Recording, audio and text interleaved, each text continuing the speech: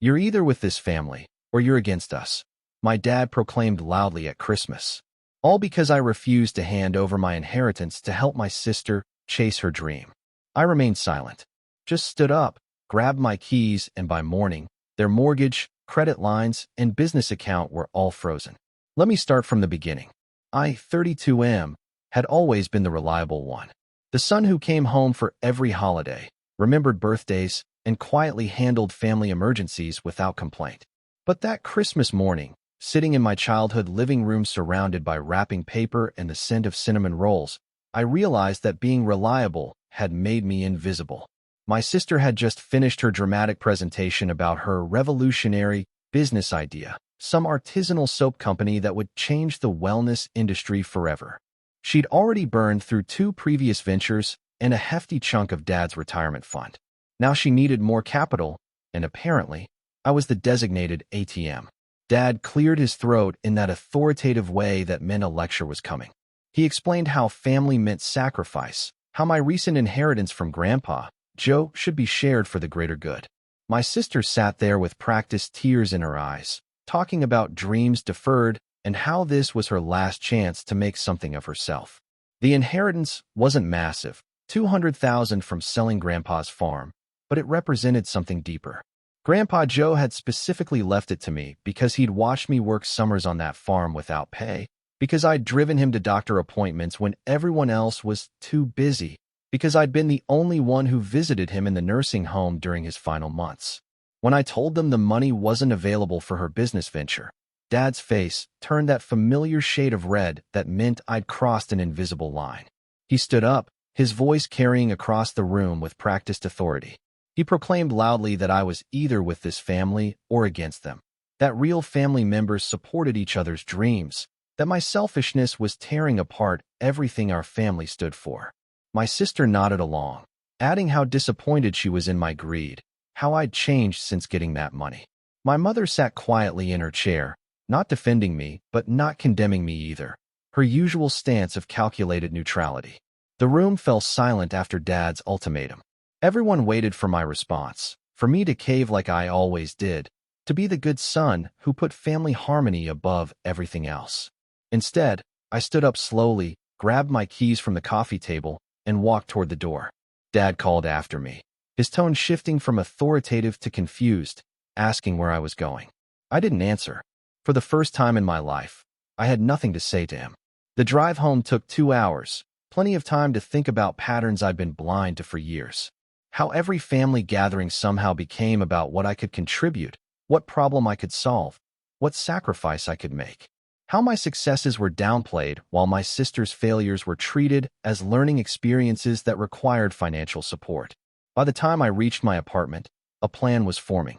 Not out of anger, exactly, but from a sudden clarity about how relationships actually worked in my family. Everything was transactional, and I'd been on the wrong side of those transactions for too long. I spent the evening making phone calls and reviewing documents I'd helped them prepare over the years. Being the responsible one had its advantages. I knew exactly how their finances were structured because I'd been the one organizing them for the past decade.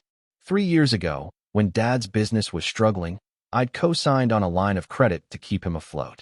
2 years ago, when they wanted to refinance their mortgage for a better rate, my excellent credit score had made me the obvious choice as a co-borrower. 6 months ago, when Dad needed help organizing his business accounts, I'd become an authorized signatory to streamline operations. All done out of love, out of duty, out of that bone-deep need to be the son who fixed things. But legal documents don't distinguish between love and leverage. The next morning, I started making calls.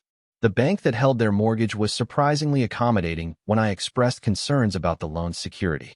As a co-borrower, I had every right to request a full financial review and temporary hold on the account pending that review. The business line of credit followed the same pattern.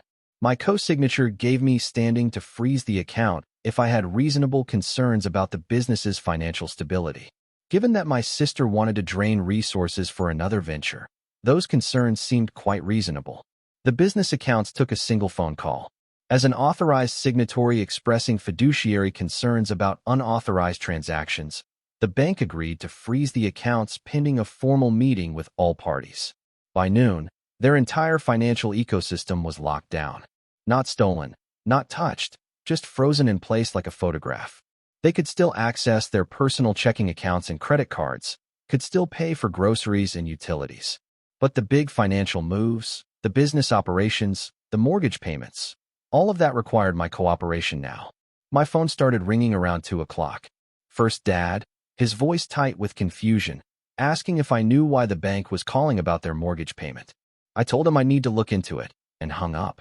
Then my sister, panicked because the bank had declined her business loan application due to irregularities in associated accounts. I expressed sympathy and suggested she speak to Dad about it. Then Mom, using her gentle voice to ask if we could all sit down and talk things through like adults. I agreed that sounded reasonable, but mentioned I was quite busy with work this week. More calls followed. Dad's business partner wondering why checks were bouncing. My sister's potential investor backing out after his bank called about complications with her family's financial standing. Mom again, this time less gentle, asking directly what I'd done. I told her exactly what I'd done, my voice calm and factual. I'd exercised my legal rights as a co-borrower and co-signer to protect my financial interests. Given Dad's ultimatum about family loyalty, I decided to clarify exactly where I stood in the family hierarchy. The silence on the other end of the phone stretched long enough for me to hear her breathing. She finally asked what I wanted from them. I told her I wanted exactly what Dad had offered me at Christmas, to choose whether I was with the family or against them. The next few days brought a parade of family friends and relatives calling to mediate. Each conversation followed the same pattern. Initial concern about family unity, gradual realization of the actual situation, then awkward retreat when they understood they were being asked to take sides in something more complicated than a simple sibling dispute. Uncle Mike tried the "your grandfather would be disappointed" approach until I reminded him that Grandpa Joe had specifically warned me about letting family take advantage of my good nature. Aunt Sarah attempted emotional manipulation about Christmas memories until I asked her how many Christmas gifts she'd received from my sister versus how many problems she'd helped me solve. Dad tried calling twice more, his tone cycling through authority, frustration, and something approaching desperation. He wanted to know exactly what it would take to fix this situation. I told him we could discuss it when he was ready to treat me like an equal family member rather than a resource to be managed. My sister left voicemails that progressed from angry to pleading to threatening. She accused me of destroying her dreams, of being jealous of her entrepreneurial spirit, of using money to control people. The irony seemed lost on her. A week after Christmas, Mom called with a different tone entirely. She'd been talking to a lawyer about their options, and the lawyer had explained exactly how vulnerable their financial position had become.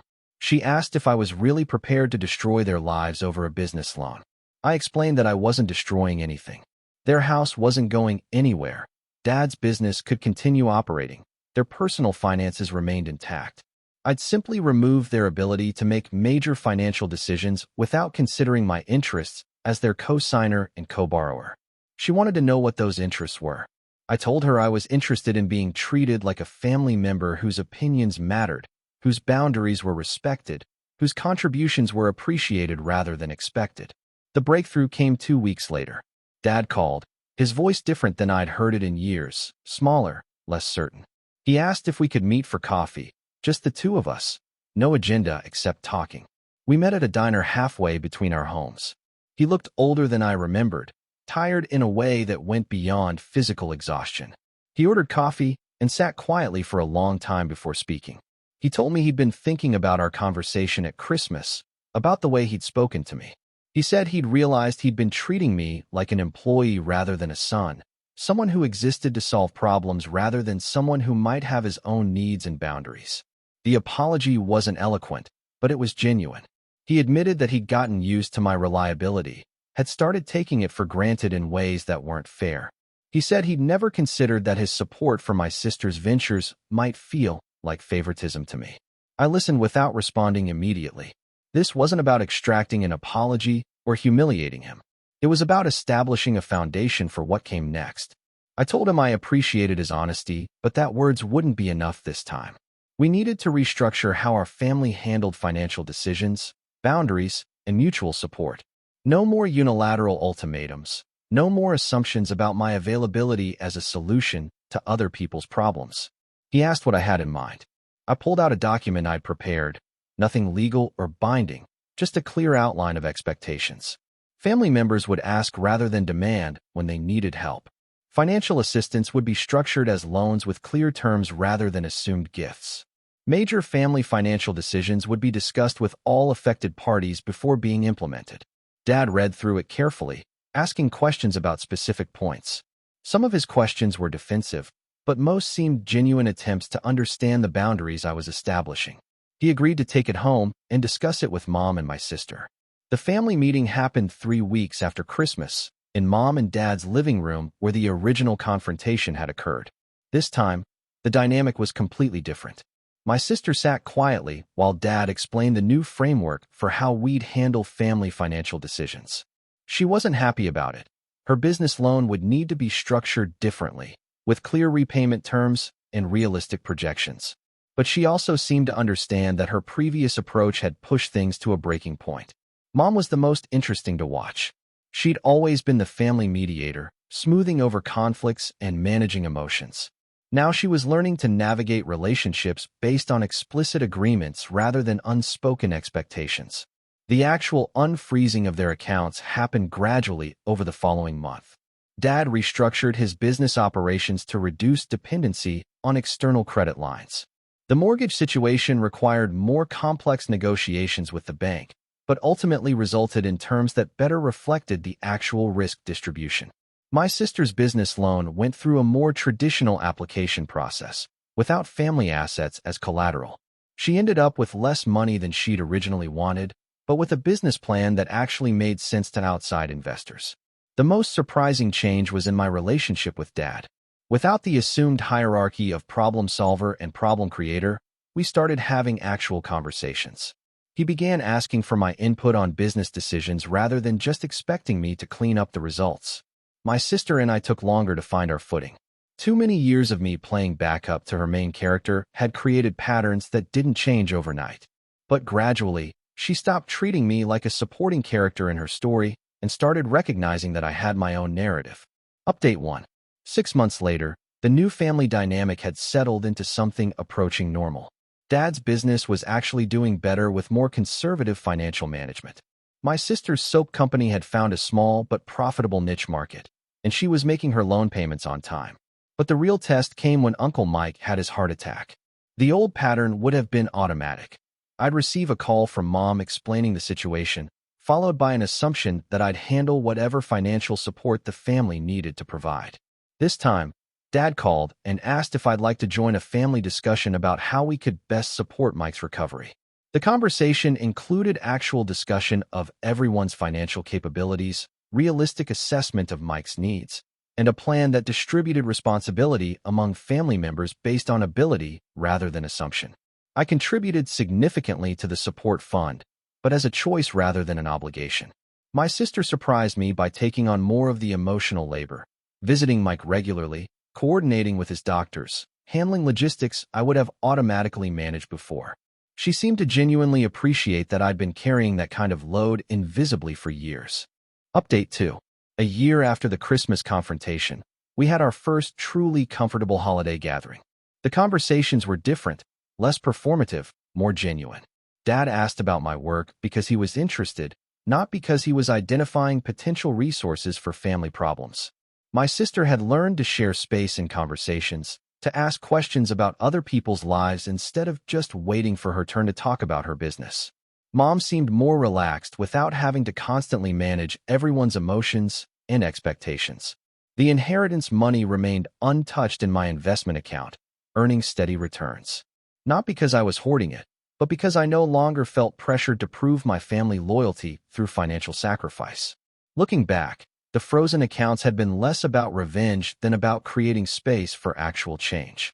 Sometimes the only way to break destructive patterns is to make continuing them impossible. We never talked about what happened in those immediate weeks after Christmas, never processed the fear and anger and confusion of that period. But we didn't need to. The proof of change was in how we handled subsequent challenges, in conversations that included me as a person rather than a resource, in a family dynamic based on mutual respect rather than assumed roles. Dad never again made proclamations about family loyalty. He'd learned that loyalty works both ways, and that real family bonds are built on choice rather than obligation.